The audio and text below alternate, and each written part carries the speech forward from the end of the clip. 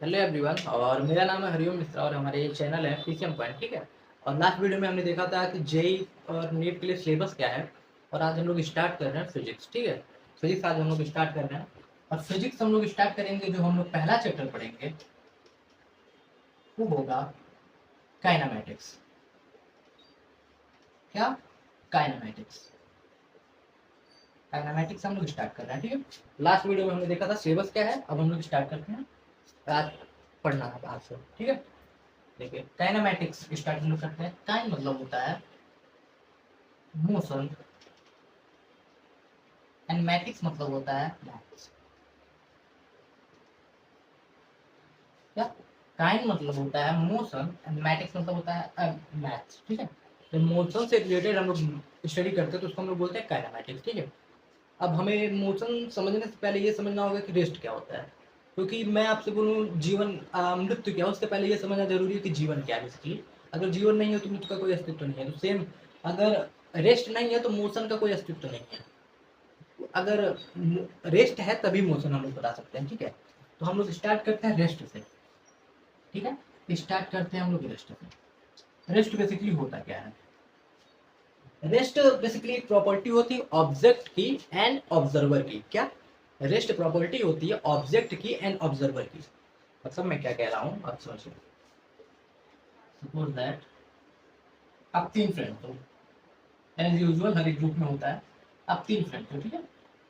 ये आप हो, यू, ये आपका फ्रेंड वन है जिसको मैं ए लिख देता हूँ।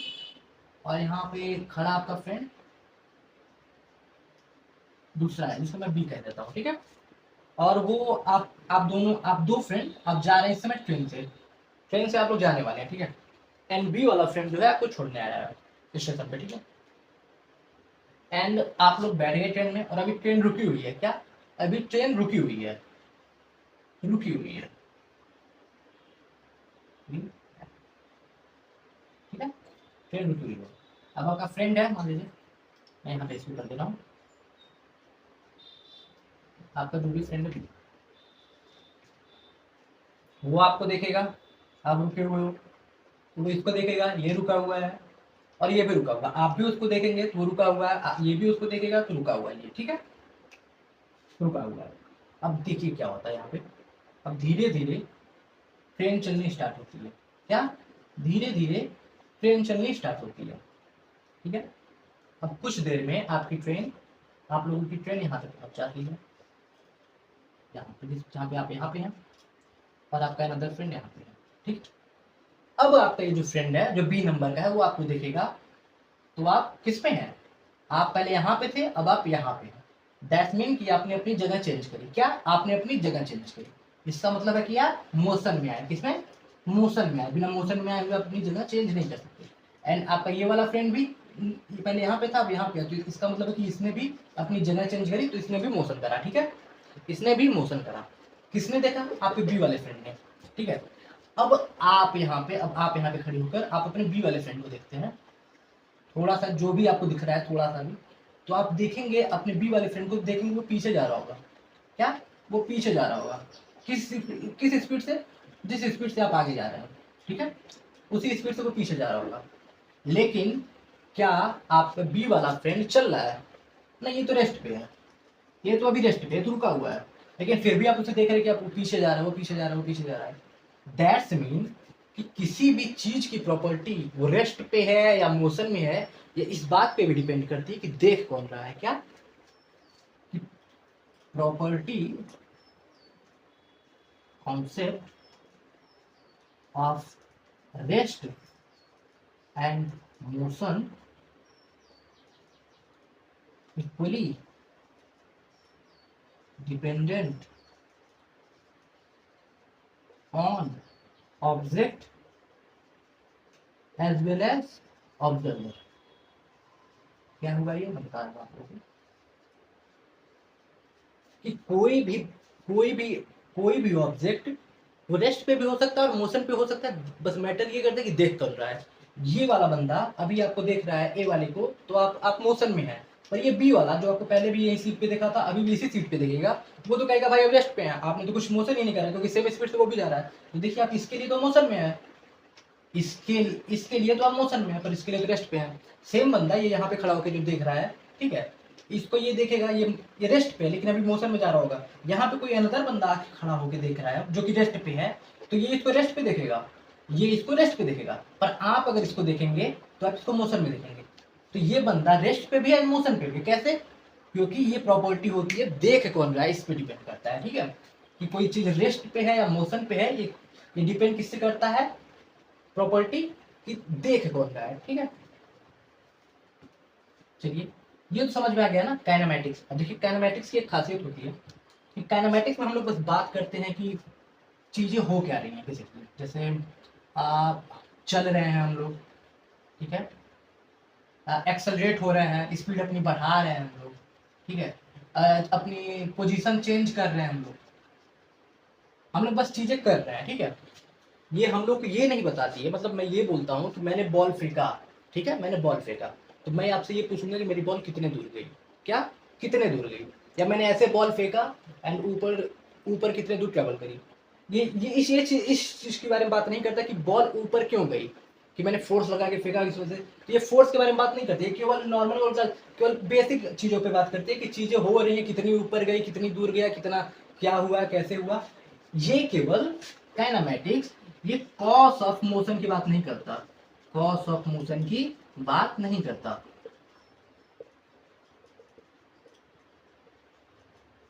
कि चीजें हो क्यों रही हैं, ठीक है। Basically kinematics cos of motion की बात नहीं करता कि चीजें हो क्यों रही हैं। कॉस ऑफ मोशन की जब बात होती है कि चीजें हो क्यों रही हैं, ठीक है, वहां पे हम लोग पढ़ते हैं डायनामिक्स। क्या? डायनामिक्स। इसको हम लोग आगे पढ़ेंगे, ये दोनों ही मैकेनिक्स के पार्ट है, ठीक है, ये दोनों ही मैकेनिक्स के पार्ट है। Got it? ठीक, अब हम लोग स्टार्ट करते हैं, इसको और आगे लेकर जाते हैं, चीजों को समझते हैं अच्छे से।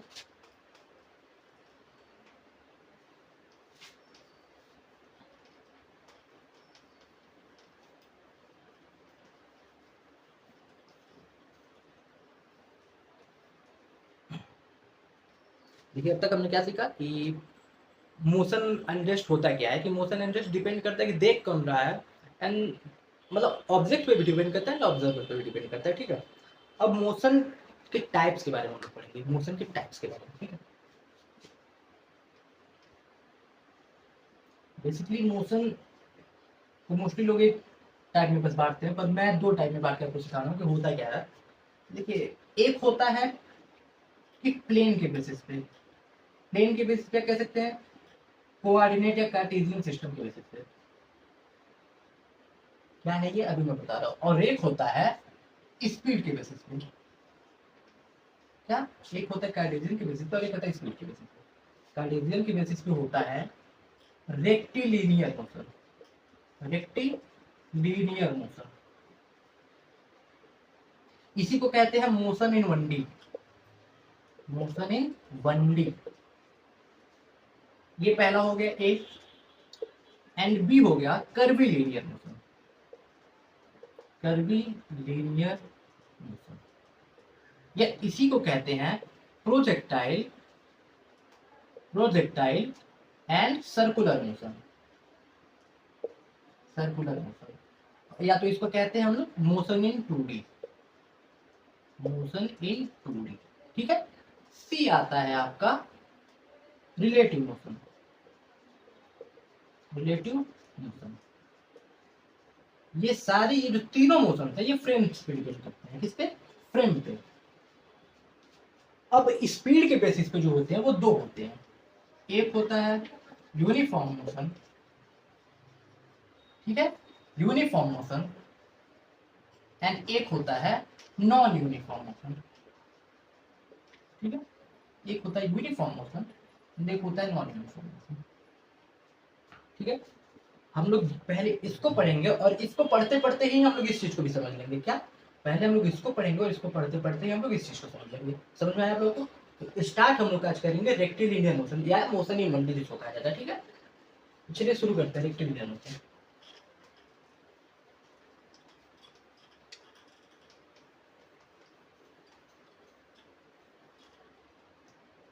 ठीक है, चलिए motion in 1D, motion in 1D।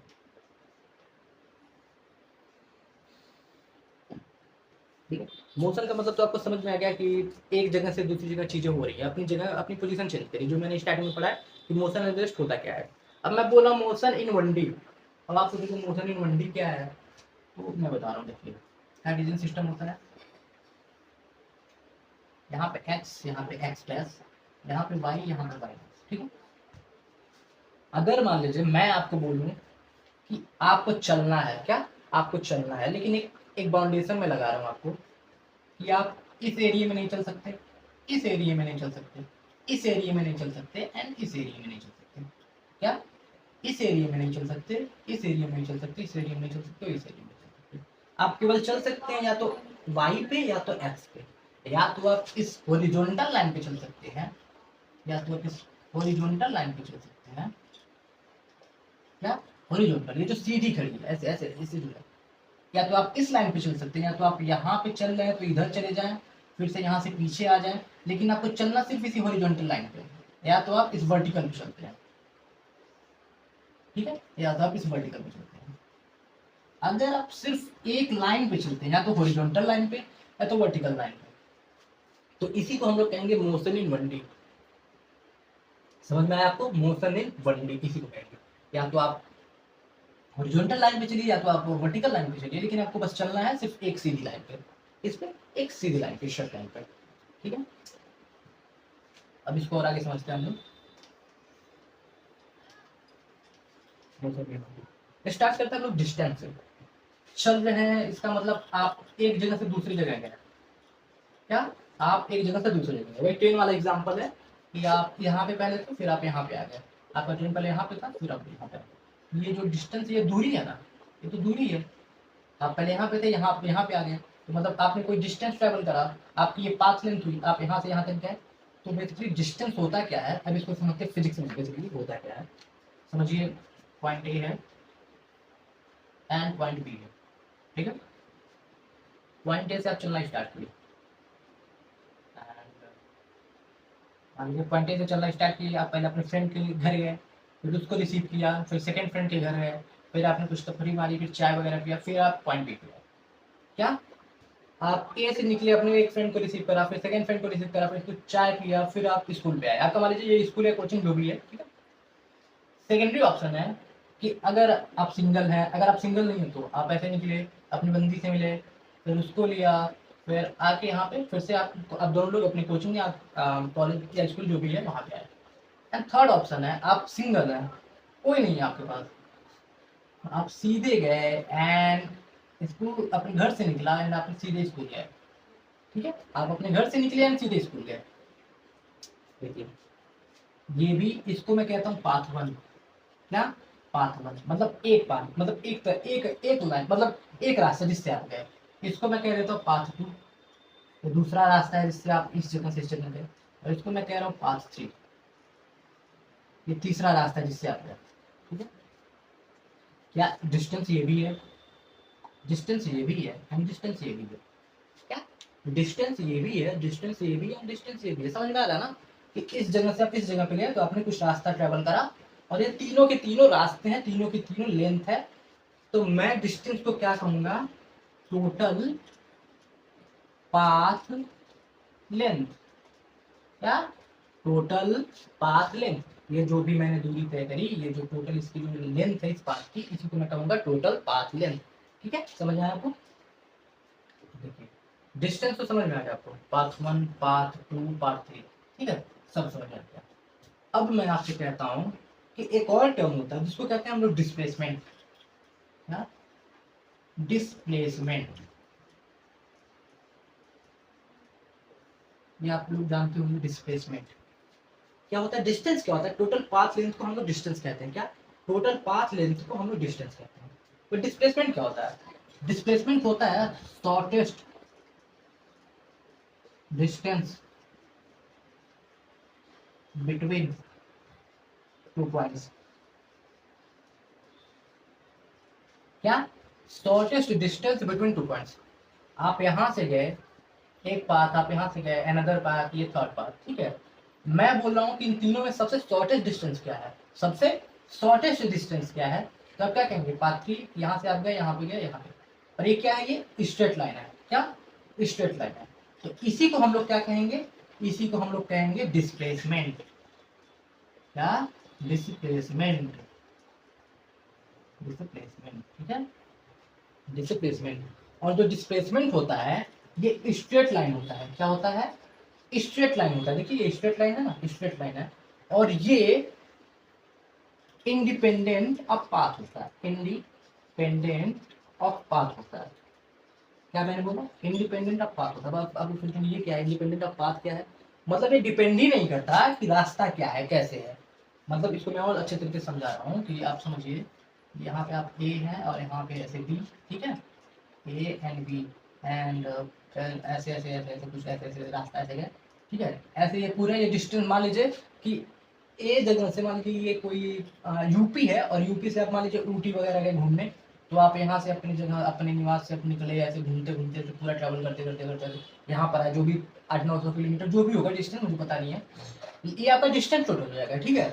लेकिन डिस्प्लेसमेंट क्या होगा, डिस्प्लेसमेंट ऐसे एक पॉइंट से लेकर दूसरे पॉइंट को हम लोग मिला देंगे, क्या एक पॉइंट से लेकर दूसरे पॉइंट को मिला, हमें मतलब ही नहीं है कि टोटल पाथ लेंथ क्या है, हम ये कहेंगे कि ये टोटल डिस्प्लेसमेंट है, ये जो है ये ए बी, ये टोटल डिस्प्लेसमेंट है, ये डिस्प्लेसमेंट है, जो कि हमेशा स्ट्रेट लाइन होगा, जो कि हमेशा स्ट्रेट लाइन होगा और इंडिपेंडेंट ऑफ पाथ होगा, क्योंकि पाथ पे डिपेंड ही नहीं करेगा। समझ में आया, समझ में आया आपको, इंडिपेंडेंट ऑफ पाथ होगा जो कि पाथ पे डिपेंड नहीं करेगा। एंड अब देखते हैं हमको इसकी जो इसका जो यूनिट होता है, क्या इसका जो यूनिट होता है ये होता है मीटर। डिस्टेंस का भी यूनिट मीटर होता है एंड डिस्प्लेसमेंट का भी यूनिट मीटर होता है, क्या डिस्टेंस का भी यूनिट मीटर होता है, डिस्प्लेसमेंट का भी यूनिट मीटर होता है। आप सोचेंगे मीटर क्या है, मतलब यूनिट क्या है, पहले तो अगर 11th में है तो बच्चों को स्टार्टिंग में प्रॉब्लम होती है यूनिट क्या है, ठीक है। मान लीजिए कि आप डॉक्टर के पास गए दिखाने एंड डॉक्टर ने पहला बोला कि अपना वेट पहले कराओ, ठीक है, क्या अपना वेट पहले कराओ। तो फिर आप गए अपना वेट किया, तो फिर आप देखे अपना वेट जो भी आपका है, फिर आप डॉक्टर के पास गए और डॉक्टर से बोला मेरा वेट 60 है, क्या 60 है। तो डॉक्टर बोलेगा भाई 60 क्या है तेरा वेट, बता तो 60 क्या है।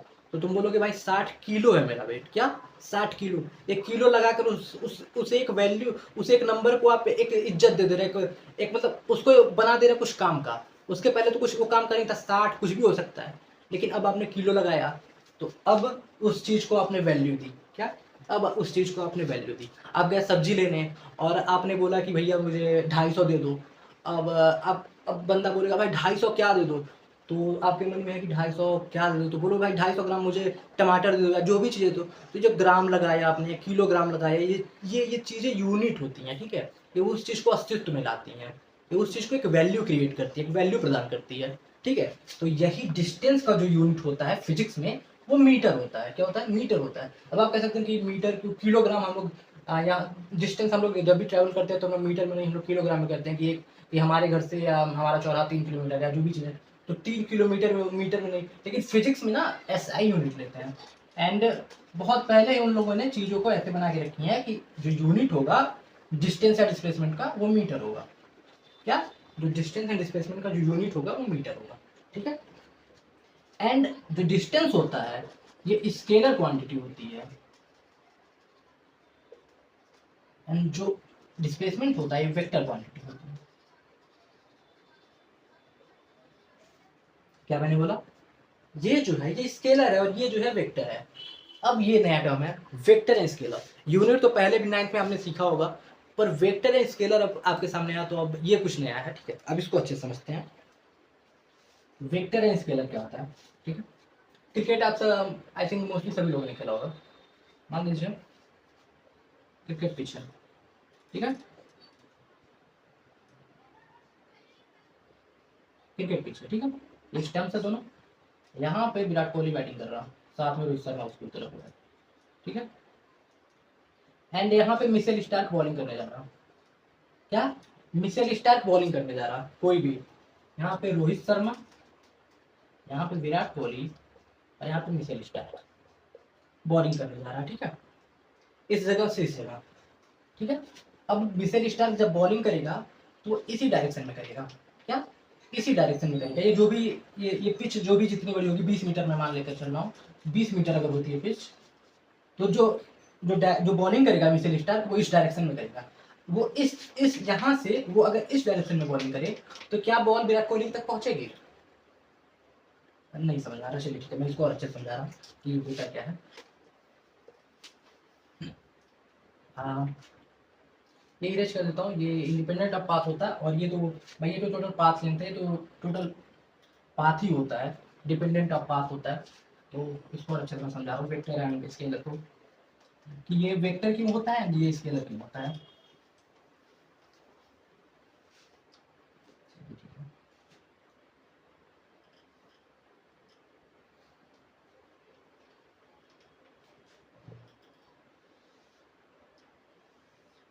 मान लीजिए ये चौराहा है। चौराहा मतलब होता है जो यहाँ पे चार रास्ते मिलते हैं, ठीक है।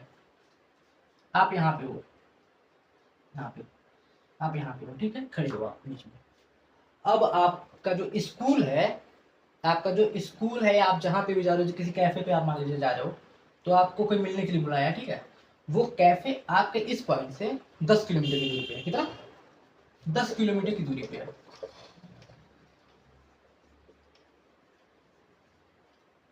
अब मैंने क्या बोला? 10 किलोमीटर की दूरी पे है। अब 10 किलोमीटर की दूरी पे यहाँ पे हो सकता है, यहाँ पे हो सकता है, यहाँ पे हो सकता है, एंड यहाँ पे हो सकता है, ठीक है। यहाँ पे हो सकता है P1, P2, P3, P4, या तो .1 हो सकता है, .2 हो सकता है, .3 हो सकता है, या .4 हो सकता है, ठीक है। 10 किलोमीटर कुछ भी हो सकता है, रैंडमली इन्फिनिटी यहाँ तक, यहाँ पे भी हो सकता है, कुछ भी हो सकता है। लेकिन मैं आपसे बोलूँ कि ये 10 किलोमीटर सिर्फ यहाँ पे होगा। क्या? यहाँ पे होगा। ये क्या हो गया? ये ईस्ट हो गया, ये वेस्ट हो गया, ईस्ट हो गया, वेस्ट हो गया, एंड नॉर्थ एंड साउथ। मैं आपसे बोलता हूँ कि ये केवल यहाँ पे होगा, केवल इस जगह नॉर्थ ईस्ट में 10 किलोमीटर होगा, नॉर्थ ईस्ट में 10 किलोमीटर, नॉर्थ ईस्ट में 10 किलोमीटर। अब मैंने उसको स्पेसिफिक वो दे दिया कि भाई ये नॉर्थ ईस्ट में है केवल और 10 किलोमीटर है।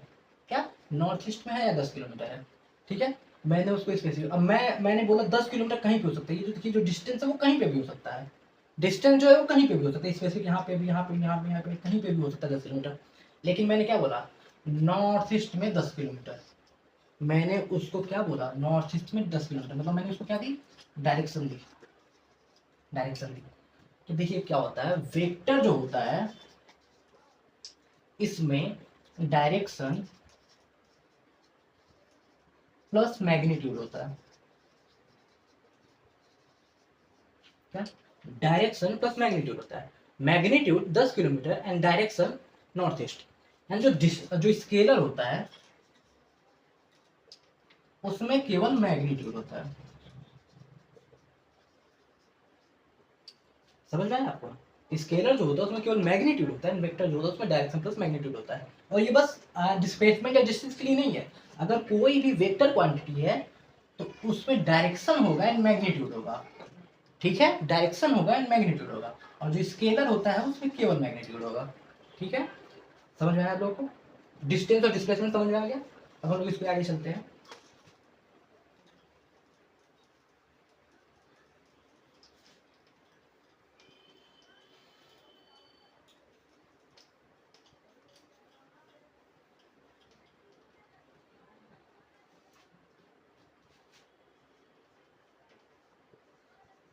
स्पीड,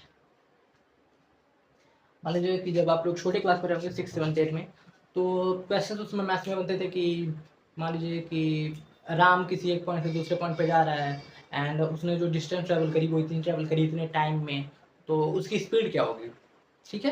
क्या मैंने बोला कि कोई भी बंदा एक पॉइंट से दूसरे पॉइंट पे जा रहा है, इतनी डिस्टेंस ट्रैवल करी इतने टाइम में, तो उसकी स्पीड क्या होगी, यही होता था ना। तो उस समय हम लोग क्या पढ़ते थे कि स्पीड बराबर distance upon time, distance upon time पढ़ते थे हम लोग उस समय। एंड यही सेम चीज अभी भी होता है 11th के फिजिक्स में भी, सेम स्पीड का यही मतलब होता है, स्पीड बराबर डिस्टेंस अपॉन टाइम। एंड ये केवल और केवल स्केलर होता है, मतलब आप ऐसे खड़े होकर आपको भागना है, आप 10 मीटर पर सेकंड से भाग रहे हो, आप इधर भी भागो, इधर भी भागो, इधर भागो, इधर भागो, इधर भागो, इधर भागो। मैंने बस ये बोला कि आप 10 मीटर पर सेकंड से भागो। मैंने आपको कोई बाउंडेशन नहीं लगाया कि आप इधर भागो या उधर भागो। मैंने बोला बस भागो आप। इस पॉइंट से आप कहीं पे भी 10 मीटर पर सेकंड से भाग सकते हो। क्या 10 मीटर पर सेकंड से आप कहीं पे भी भाग सकते हो, किसी भी स्पीड से आप कहीं पे भी भाग सकते हो यहाँ पे, ठीक है। और जब भाग सकते हो कहीं पे भी तो वो हो गया स्केलर हो गया। क्या हो गया? स्केलर हो गया। लेकिन मैंने बोला कि आपको सिर्फ इधर भागना है, इधर वेस्ट की, केवल इधर साउथ डायरेक्शन में, केवल इधर साउथ डायरेक्शन में भागना है। तो उसको हम लोग क्या कहेंगे? उसको कहेंगे हम लोग वेलोसिटी। क्या कहेंगे? वेलोसिटी। अगर हम लोग सिर्फ एक डायरेक्शन में भाग रहे हैं, क्या एक डायरेक्शन में भाग रहे हैं, तो वहां पे आ जाता है वेलोसिटी। इसकी जो डिफिनेशन होती है, वेलोसिटी को हम लोग कहते हैं rate of change of position. Rate of change of position. क्या? Rate of change of position, ये इसकी डिफिनेशन होती है वेलोसिटी की।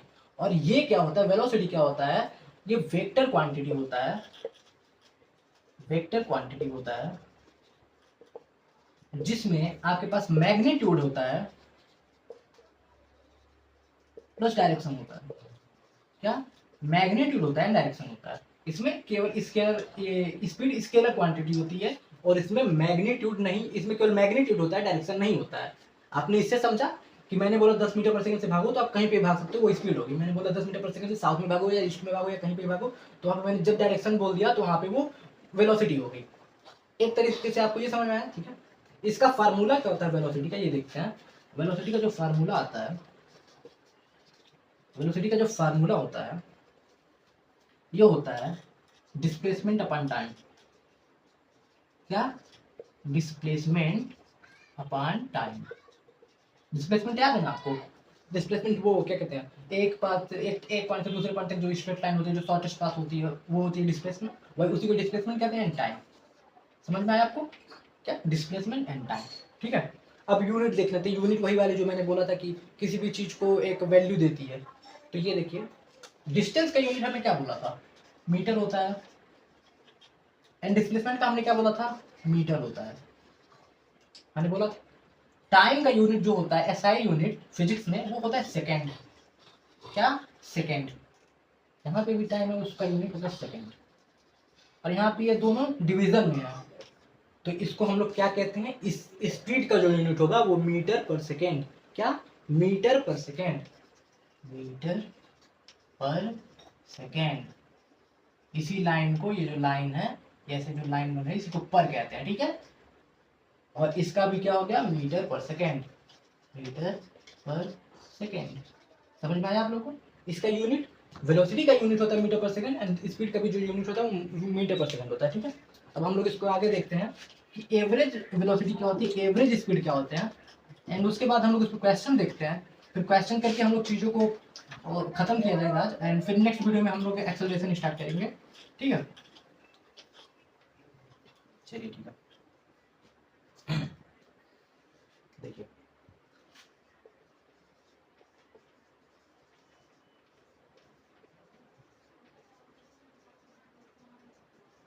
एवरेज स्पीड है, एवरेज।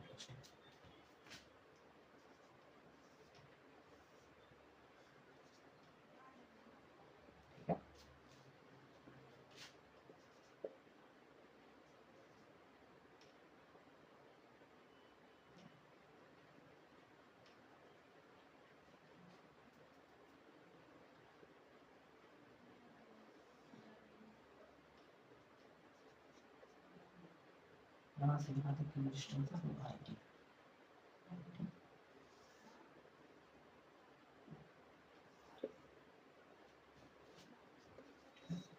देखिए, ओरिजिन से डिस्टेंस जो है, अभी आप ए पे हैं। कहाँ पे? ए पे हैं। ओरिजिन से जो आपकी डिस्टेंस है वो r1 है, और जो टाइम हो रहा है वो t1 है। क्या? r1 डिस्टेंस, t1 टाइम पे आप r1 डिस्टेंस पे हैं। क्या? t1 टाइम पे आप r1 डिस्टेंस पे हैं। t1 टाइम पे आप r1 डिस्टेंस पे हैं, ठीक है। फिर आपने ट्रैवल करा, कुछ करा, ऐसे ऐसे करा, और आप यहाँ पे आए। कहाँ? यहाँ पे, ठीक है, b पे। किस टाइम पे? t2 टाइम पे। किस टाइम पे? t2 टाइम पे। ये जो टोटल पाथ लेंथ है ये डिस्टेंस हो गई, ये टोटल पाथ लेंथ जो है वो डिस्टेंस हो गई, ठीक है। एंड इस पॉइंट से लेके मैं इस पॉइंट पे जब मिलाऊंगा तो क्या हो जाएगा, ये डिस्प्लेसमेंट हो जाएगा, डिस्प्लेसमेंट हो जाएगा, समझ में आया आप लोगों को। ये क्या हुआ, ये डिस्टेंस हो गई, ये क्या हुआ, डिस्प्लेसमेंट हो जाएगा। अब average speed and average velocity, speed में हम लोग डिस्टेंस का यूज करते हैं एंड वेलोसिटी में हम लोग डिस्प्लेसमेंट का यूज करते हैं, ठीक है। तो अब एवरेज स्पीड की जब बात हम लोग करेंगे तो एवरेज स्पीड का जो फार्मूला होता है वो होता है डिस्टेंस अपान डेल्टा टी। क्या, डेल्टा टी, डेल्टा किस चीज को रिप्रेजेंट करता है, चेंज को। अगर कहीं पे डेल्टा एक्स लिखा हुआ है तो इसका मतलब है कि ये x में चेंज हो रही है, x2 माइनस x1। अगर कहीं डेल्टा t लिखा हुआ है तो ये t में चेंज हो रही है, t2 माइनस t1। यहाँ पे कहीं डेल्टा f लिखा हुआ है तो ये f में चेंज हो रही है, f2 माइनस f1। ये डेल्टा केवल चेंज को रिप्रेजेंट करता है, ठीक है। तो मैंने यहाँ पे लिखा है डिस्टेंस, ये जो टोटल डिस्टेंस है, और ये डेल्टा t क्या है, टाइम है, t1 माइनस t2। तो डिस्टेंस अपान t2 माइनस t1, ये हो गया आपका एवरेज स्पीड का फार्मूला। समझ में आया आप लोगों को, एवरेज स्पीड का फार्मूला हो गया, ठीक है। एंड एवरेज वेलोसिटी का क्या होगा, एवरेज वेलोसिटी का क्या होगा, देखिए एवरेज वेलोसिटी का क्या होगा, समझिए एवरेज वेलोसिटी का क्या होगा, डिस्प्लेसमेंट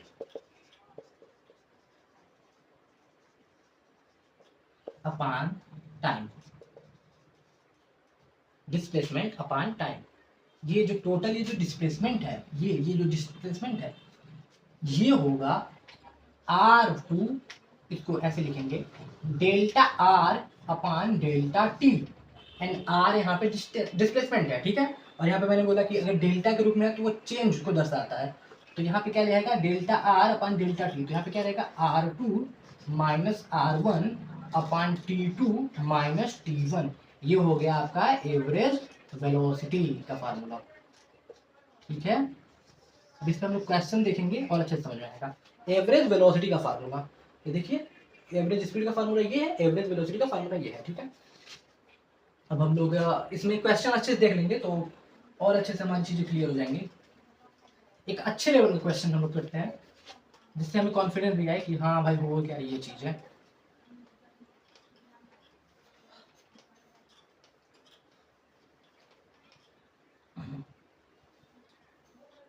ठीक है, मान लीजिए सर्कल है, सर्कल है मान लीजिए, ठीक है, सर्कल है मान लीजिए। एंड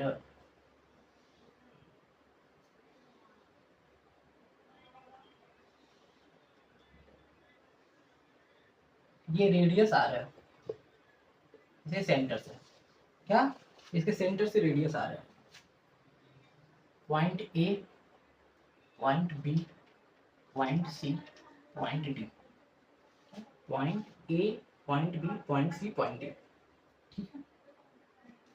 मैं बोल रहा हूँ ए पे कोई बंदा है, ए पे कोई है, ठीक है, ए पे कोई मैन है, उसकी जो एवरेज स्पीड है, क्या, एवरेज स्पीड है वो भी है, एवरेज स्पीड भी है, ठीक है, एवरेज स्पीड भी है। मैं आपसे पूछता हूं कि उसकी एवरेज वेलोसिटी बताओ, एवरेज वेलोसिटी बताओ जब वो ए से बी पे जाता है। कब, ए से बी पे जाता है, ए से सी पे जाता है, ए से डी पे जाता है, एंड ए से, ए जहां से स्टार्ट करता है वहीं पे फिर से आ जाता है, ए टू ए, मतलब टोटल सर्कल, टोटल साइकिल, ठीक है। इसको कहते हैं सर्कुलर लूप, क्लोज लूप कह सकते हैं, ठीक है, क्लोज लूप। हम लोग देखेंगे कि यहाँ से लेके पहले यहाँ पे गया, फिर यहाँ से लेके यहाँ पे गया, फिर यहाँ से लेके यहाँ पे गया, फिर यहाँ से लेके यहाँ पे गया। तो हम लोग बस ये पूछना है कि एवरेज वेलोसिटी क्या थी, और हमें क्या पता है, एवरेज स्पीड पता है, ना हमें टाइम पता है, ना डिस्टेंस पता है, डिस्प्लेसमेंट पता है, हमें कुछ नहीं पता है, हमें बस पता है एवरेज स्पीड। अब पहली बात तो सबसे पहले कोई क्वेश्चन लगाने से पहले, कोई भी क्वेश्चन सॉल्व करने से पहले आप लोग ये देख लीजिए कि फॉर्मूला पहली बात तो लिख लीजिए कि एवरेज वेलोसिटी जो होती है उसका फार्मूला क्या होता है, displacement upon time. And average speed का क्या होता है, डिस्टेंस अपॉन टाइम, सही होता है ना, displacement upon time, distance upon time, ठीक है। अब आपके पास क्या है ऐसा जो आप इक्वेट कर सकते हैं, देखिए एवरेज स्पीड, क्या एवरेज स्पीड आपको पता है, बस ये आपको बस पता है भी, ये जो टाइम है दोनों का बराबर है, टाइम टाइम ये तो बराबर है, ये तो आपको पता है कि टाइम तो भाई चलो दोनों का बराबर है, ठीक है। लेकिन टाइम हमें पता नहीं है, टाइम हमें पता नहीं है, और टाइम हमें नहीं पता है, डिस्प्लेसमेंट हमें नहीं पता, तो एवरेज वेलोसिटी हम निकाल नहीं सकते, डिस्टेंस हमें नहीं पता, एवरेज वेलोसिटी हम निकाल नहीं सकते। अब थोड़ा सा हम लोग कॉन्सेप्ट यूज करते हैं सर्कल का। सर्कल अगर आप लोगों ने पढ़ा होगा नाइन्थ या टेंथ में जिस भी क्लास में होगा, सर्कल आप लोगों ने पढ़ा होगा तो आपको आइडिया होगा थोड़ा सा हो क्या रहा है यहाँ पे, ठीक है। और इसको अच्छे से समझते हैं कि देखिए सर्कल का क्या, सर्कल का सरकमफेरेंस, सर्कल का सरकमफेरेंस। अब मैंने बोला सर्कल, सर्कल तो आपको समझ में आया कि ये सर्कल है। अब मैंने बोला सरकमफेरेंस, अब नया टर्म है ये सरकमफेरेंस, अगर आप लोग नहीं जानते हो तो कुछ लोग सोचेंगे सरकमफेरेंस क्या है, सरकमफेरेंस क्या है बाबू। देखो मैं ए से आप चलना स्टार्ट करते हो, ठीक है, आप ए से चलना स्टार्ट करते हो, घूमते घूमते घूमते हो तो पूरा चलते चलते चलते चलते आप डी पे, आप फिर से ए पे आ जाते हो, जहाँ से आप स्टार्ट करते हो उसी जगह ए पे आप आ जाते हो। तो ये जो टोटल जो आपकी पाथ लेंथ है, देखो ये टोटल जो पाथ लेंथ है, क्या ये टोटल पाथ लेंथ है जो आपने डिस्टेंस ट्रेवल करी, वही उसी को सरकमफेरेंस कहते हैं सर्कल में। और उसकी जो वैल्यू होती है वो होती है 2πr, क्या 2πr। अब इस 2πr अगर नया टर्म है आपको नहीं समझ में आ रहा तो मैं देखिए बता रहा हूँ, टू तो कांस्टेंट है, टू तो टू ही होता है, 1 + 1 2 7 - 5 2, ये टू एक नंबर हो गया, पाई जो है ये भी एक नंबर होता है जिसकी वैल्यू होती है 3.14, क्या 3.14 ये पाई। और ये आर क्या है, ये रेडियस है जो कि यहाँ पे आपके पास दिया हुआ है, क्या आपके पास दिया हुआ है रेडियस, देखिए ठीक है, रेडियस दिया हुआ है। ये टोटल का है 2πr, क्या टोटल का है 2πr। मैं क्या करता हूं, मैं इस सर्कल को आधे को मैं इधर कर देता हूं, मैं आधे को हटा देता हूं, ठीक है, आधे को मैं हटा देता हूं, क्या आधे को हटा देता हूं। टोटल का क्या था, टोटल का लेंथ था 2πr, तभी टोटल था, तो अभी क्या ये हाफ है, टोटल का अगर 2πr है तो मैं हाफ कर देता हूं, तो हाफ का क्या होगा, हाफ का क्या होगा 2πr/2, ये भाई 2πr था पहले, अब इसको मैंने हाफ कर दिया, तो ये क्या होगा 2 से 2 कैंसिल। अब जो लेंथ हुई, अब जो इतनी की जो लेंथ हुई, यहाँ से आपने स्टार्ट करा ए से और सी पे आए, अब ये जो आपने लेंथ जो ट्रेवल करा ये लेंथ हुई πr, क्या πr, ठीक है। लेकिन हमें पहले कहाँ से निकालना है, ए टू बी, तो हमें ये तो पता चल गया πr है, ये तो टोटल पता चल गया πr है, लेकिन हमें ए से बी के लिए निकालना है, ये डिस्टेंस निकालनी है, ये डिस्टेंस कितना है, तो क्या करिए फिर से इसको हटा दीजिए यहाँ तक के पोर्शन को। अब यहाँ तक के पोर्शन के अगर पाई आर है तो इसकी लेंथ क्या हुई, इसकी लेंथ हुई πr/2, क्या πr/2। तो यहाँ से लेके यहाँ तक की जो लेंथ हुई, यहाँ से लेके यहाँ तक की जो डिस्टेंस हुई वो क्या हुई πr/2। तो आपको क्या मिल गया, एवरेज स्पीड आपको पता था, डिस्टेंस आपको मिल गया, एंड टाइम आप निकाल लीजिए। एवरेज स्पीड भी, डिस्टेंस आपने क्या निकाला πr/2 अपान टाइम कर दीजिए, ठीक है, v बराबर πr/2t, ठीक है। अब t बराबर πr/2v, समझ में आया आपको क्या हुआ, फार्मूले में आपने πr/2 जो इसकी लेंथ है वो आपने रखी, एंड अपान टाइम रखा जो आपको निकालना है, ठीक है, अपान टी मान लीजिए उसको, फिर भी ये नीचे आके इसके साथ मल्टीप्लाई हो जाएगा, v πr/2t हो जाएगा एक साथ। अब यहाँ पे अगर डिवीजन में है तो वहां पे हो जाएगा मल्टीप्लाई में, और ये वाला इधर आ जाएगा, इसको इधर भेजेंगे, इसको इधर भेजेंगे, तो ये अपान में आ जाएगा भी, और ये ऊपर चला जाएगा, तो टाइम की वैल्यू आ गई πr/2v, πr/2v। अब आपको टाइम की वैल्यू तो पता चल गई, ठीक है, आपको टाइम की वैल्यू पता चल गई। हमें निकालना क्या है, एवरेज वेलोसिटी निकालनी है। एवरेज वेलोसिटी के लिए क्या जरूरत है, डिस्प्लेसमेंट की, टाइम हमें पता है, वेलोसिटी निकालनी है, डिस्प्लेसमेंट हमें अगर हमें हमारे पास आ जाए तो हम बता देंगे कि ये क्या कहते हैं एवरेज वेलोसिटी कितनी है। अब डिस्प्लेसमेंट कैसे आता है, ये देखिए, डिस्प्लेसमेंट के लिए मैंने क्या बोला था, किन्हीं भी दो पॉइंट्स के बीच का शॉर्टेस्ट पाथ होता है, ये ए है और ये बी है, तो मैं क्या करता हूँ, मैं ऐसे स्ट्रेट लाइन बना देता हूँ, यही हमें पता करना है ना, शॉर्टेस्ट पाथ जो है स्ट्रेट लाइन। अब ये बताइए आप मुझे ये लेंथ कितनी है आर, ये लेंथ कितनी है आर। अब ये आपको देखा हुआ नहीं लग रहा थोड़ा सा, मतलब ऐसा नहीं लगा कि आपने पहले कभी पढ़ा है पाइथागोरस। पाइथागोरस का फार्मूला क्या होता है, परपेंडिकुलर का होल स्क्वायर प्लस बेस का whole square equal to hypotenuse का होल स्क्वायर, यही होता है ना। इसका होल स्क्वायर प्लस इसका होल स्क्वायर बराबर इसका होल स्क्वायर, पी का होल स्क्वायर प्लस बी का whole square equal to H का होल स्क्वायर, यही होता है ना। ये इसका होल स्क्वायर, इसका होल स्क्वायर, इसका होल स्क्वायर, ये आपको पता है आर है, ये आपको पता है आर है, ये आपको पता है आर है। ये हो गया आर का होल स्क्वायर प्लस आर का होल स्क्वायर इक्वल टू ये एच जो आपको नहीं पता है एच का होल स्क्वायर। ठीक है, अब क्या होगा एच स्क्वायर बराबर R square plus R square, कितना हो गया 2r स्क्वायर। अब यहाँ पे स्क्वायर है, जब इसको हटाएंगे तो रूट में आएगा, h बराबर 2r स्क्वायर। अब आर स्क्वायर है तो इसको हम लोग आर इंटू आर लिख सकते हैं, आर इंटू आर। अब 2 हो गया, 2 में से निकाल सकते हैं, तो h की वैल्यू क्या आई R under root 2, R under root 2 metre. क्या आर अंडर रूट 2 मीटर, ये क्या है h क्या है, ये वही है जिसको डिस्प्लेसमेंट हम लोग कहते हैं, आर अंडर रूट 2 मीटर। अब हम लोग के पास क्या आ गया, डिस्प्लेसमेंट भी आ गया। अब हमें एवरेज वेलोसिटी निकालनी है, एवरेज वेलोसिटी। अब नॉर्मल सी बात है, एवरेज वेलोसिटी निकालनी है तो हम लोग के इस वैल्यू को रखेंगे R under root 2 upon time क्या है आपका पाई आर अपान, देखिए पाई आर अपान 2b जो कि आपके पास टाइम आया था, पाई आर अपान 2b, आर से आर कैंसिल और ये जो 2b है ये ऊपर चला जाएगा। एवरेज वेलोसिटी आ गई आपकी 2√2b अपान पाई। ये काफी अच्छा सवाल है, पहले इस सवाल में हम लोगों ने देखा कितने अच्छे क्वेश्चन है। ठीक है, क्या आया 2√2b अपान पाई, 2√2b अपान पाई। ठीक है, अब इससे इस क्वेश्चन से मैं एक कॉन्सेप्ट आपको समझा रहा हूं कि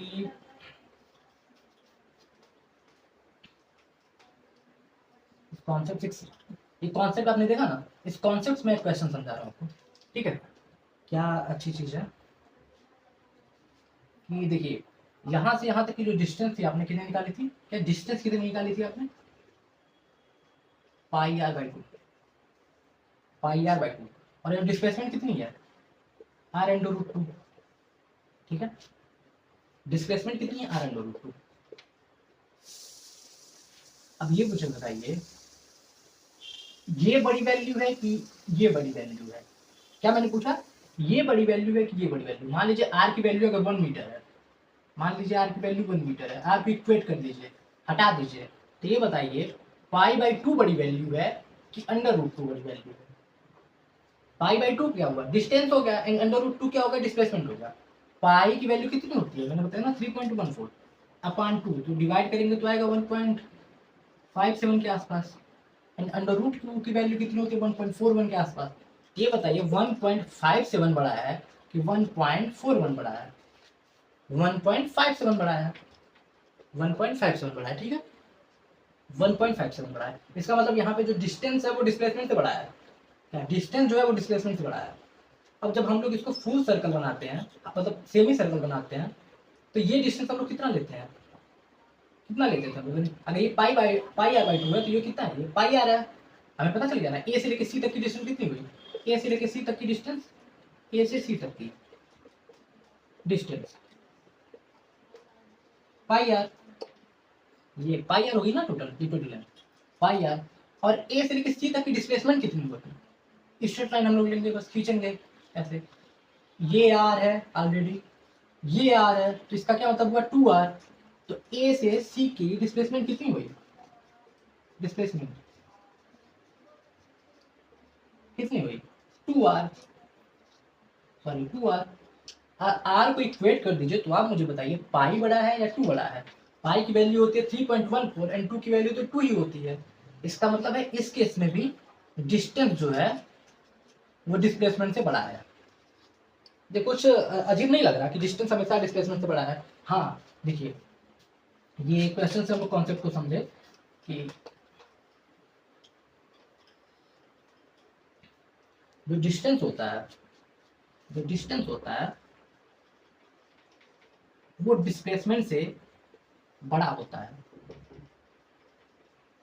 इसका क्या मतलब, डिस्प्लेसमेंट कभी डिस्टेंस से बड़ा नहीं हो सकता? नहीं, डिस्प्लेसमेंट कभी भी डिस्टेंस से बड़ा नहीं हो सकता, लेकिन हाँ उसके बराबर हो सकता है। क्या? डिस्टेंस डिस्प्लेसमेंट के बराबर हो सकता है। कब हो सकता है? जब आप स्ट्रेट लाइन पाथ में हो और आप चल रहे हो, आप मोशन कर रहे हो इधर एक तरफ, ठीक है, और आप सीधे जा रहे हो, क्या सीधे जा रहे हो, और बिना मुड़े हुए अगर आप पीछे ना आओ, ठीक है, without turning back, without turning back, then distance equal to displacement, distance equal to displacement, वो भी स्ट्रेट लाइन पाथ में, and it should be a straight line path, straight line path. तो ये बहुत ही इंपॉर्टेंट, ये बहुत ही इंपॉर्टेंट कॉन्सेप्ट है कि डिस्टेंस जो है वो हमेशा से डिस्प्लेसमेंट से बड़ा रहता है, ठीक है, या तो उसके बराबर रहेगा या तो बड़ा रहेगा डिस्टेंस, ठीक है। अब सेम चीज हम लोग वेलोसिटी एंड स्पीड के बारे में भी कह सकते हैं। देखिए, डिस्टेंस किस चीज के साथ आता है? डिस्टेंस के साथ क्या आता है? स्पीड आता है, स्पीड इनटू टाइम, ठीक है, एंड डिस्प्लेसमेंट के साथ वेलोसिटी इनटू टाइम, ये होता है ना। अगर उस फार्मूले में जो हम लोग जानते हैं एवरेज स्पीड बराबर डिस्टेंस अपॉन टाइम, तो इस तो डिस्टेंस को हम लोग इधर करेंगे तो स्पीड इनटू टाइम आ जाएगा एंड वेलोसिटी इनटू टाइम आ जाएगा। तो इस टाइम टू टाइम इक्वेट करिए, तो ये बताइए स्पीड, जी ये इसी इसी इक्वेशन के साथ, तो ये बताइए स्पीड बड़ा है कि नहीं वेलोसिटी से? दैट्स मीन स्पीड जो है वो भी बड़ा होता है वेलोसिटी से। और बराबर कब होगा? जब आप स्ट्रेट लाइन पाथ में मूव करेंगे विदाउट टर्निंग बैक, ठीक है, ये कॉन्सेप्ट आराम से हो गया। सेम ए से बी हम लोगों ने निकाल लिया, अब ए से सी सेम उसी तरीके से होगा, ए से डी सेम उसी तरीके से होगा। अब ए से ए कर लीजिए, ए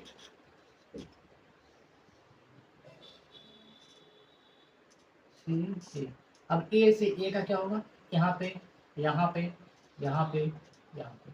अब ये बताइए जो डिस्टेंस आपने ट्रेवल करी, यहाँ से आपने स्टार्ट करा और यहाँ पे जो आया वो सरकमफेरेंस के बराबर हुआ 2 पाई आर, 2 पाई आर। तो मतलब है कि आपकी स्पीड है, सरकमफेरेंस है, और टाइम तो जीरो होगा नहीं, इसका मतलब एवरेज स्पीड की कोई वैल्यू तो आ गई। क्या? एवरेज स्पीड की कोई वैल्यू तो आ गई।